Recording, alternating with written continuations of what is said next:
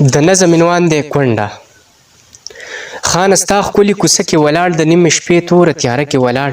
ستا د محل په دروازه کې جاړم، خالي لاسونه توره شپه کې جاړم.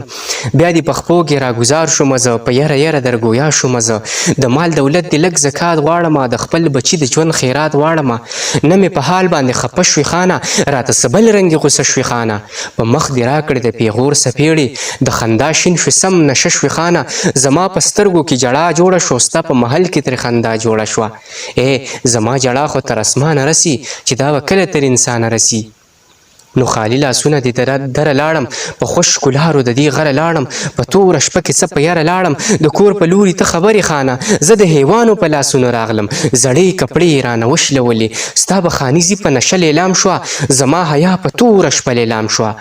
اوس مې وچوله زه پیغور جوړ شوم، په کور او کلي کې یو شور جوړ شوم.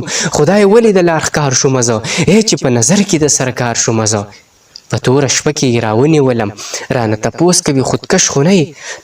تر د دې سر نه واله خپو پورې د نفس خواهش لاسونه یې راښکل بمه. زه د دې دومره مرحلو نه تیر شوم، نو د دوزخ په دروازه راتیر شوم. یو مې په غونډه زنخال وران شو، بل مې د وږي بچي خیال وران شو. چې مې د کور دروازه خلاصه کړله، بچی مې مړ له خپله لاسه کړله. خاورو کې خړ پړ مې بچی پروت دی، د ور درشل کې مې لالی پروت دی.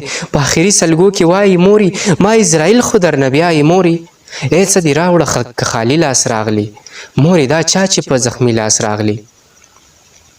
دیانه ځان ته خو دې ځان پړ شو، چې دې د لوږې نه ګلاب مړ شو، چې دې د لوږې نه ګلاب مړ شو.